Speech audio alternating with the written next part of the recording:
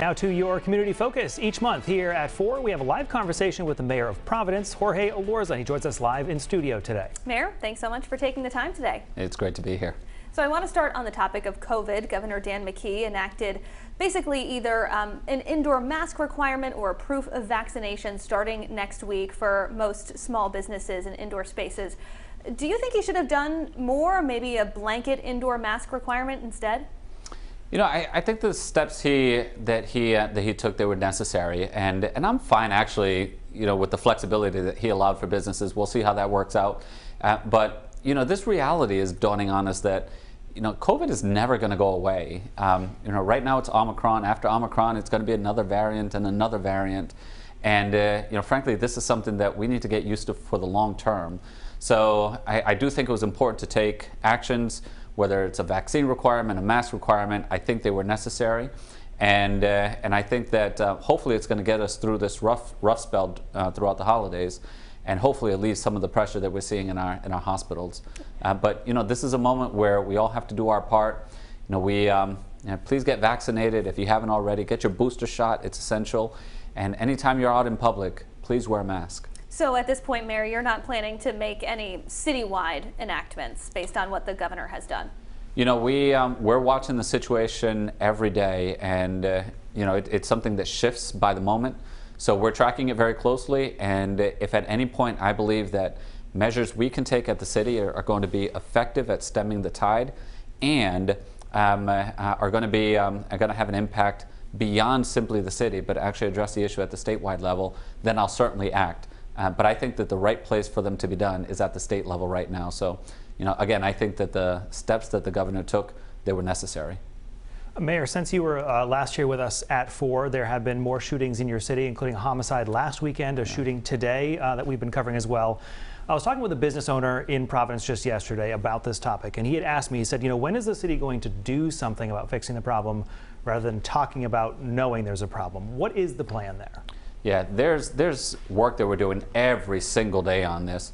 We recently had a new police academy that just graduated.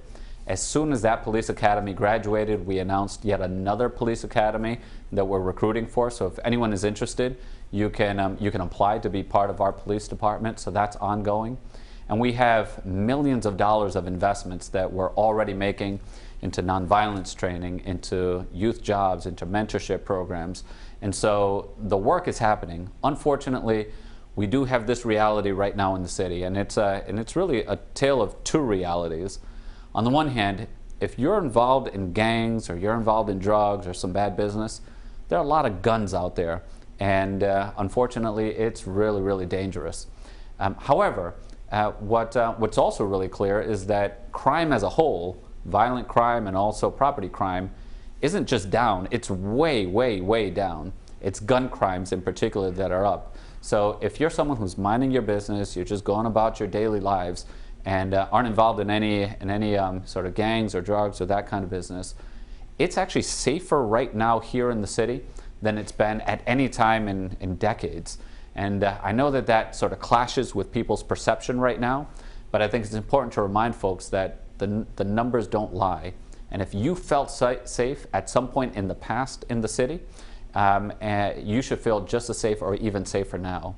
However, if you are involved in gangs or drugs, there's a lot of guns out there, and it's very dangerous. Mayor, you recently said you're looking to use some of the American Rescue Plan Act money to fund some programs that aim to prevent gun violence in particular. Can you be more specific? How much money are we talking here, and when's that going to be allocated? So we're actually already using some of the money. Back in June, working with the City Council, we allocated $2.6 million, and that goes to youth jobs, it goes to mentorship programming, and it also goes to investments in nonviolence training and the Nonviolence Institute. So that money is already out there on the streets. On top of that, we're also looking to make some deeper investments in this space to make sure that whatever support we can provide to young people so they can stay straight, to the police department so we have better intelligence and better information to make decisions on, and whatever other community support helps to drive down crime, those are investments that we're not only looking to make, but we're actually already making. And Mayor, we have about a minute left with you today, but in contrast to the violence we're talking about in the city, we're a week away from Christmas. The city is positioned to be a destination for events right now, especially for the winter. What would you say to mom and dad watching right now who know they have some time with their family over the next specifically 2 weeks about coming to the city?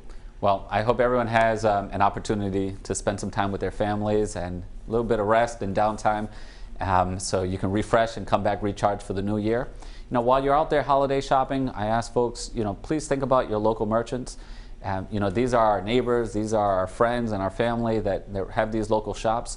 And whatever dollar you invest here locally, as opposed to, shopping online or Walmart or these big box stores, gets reinvested into our community. So please think local, shop local, and do what you can to get some downtime and just spend some good time, good old family time, in your homes and with the family this coming week. And Mayor, just about 15 seconds left. We know there's some free 2-hour parking in the city. That's been going on for quite some time, but it is set to expire on January 1st.